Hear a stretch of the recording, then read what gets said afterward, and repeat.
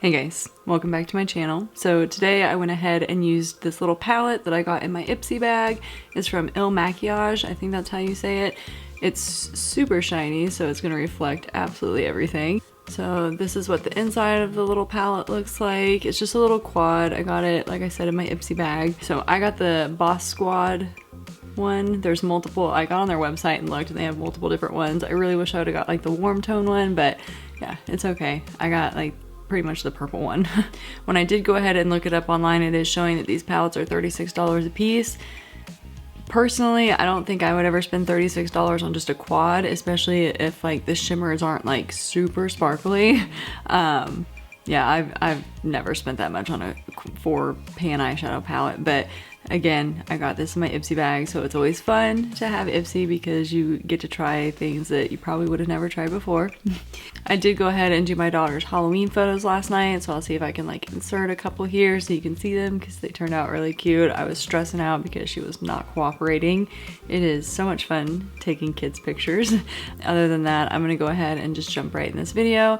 If you'd like to see how I created this look, then just keep watching.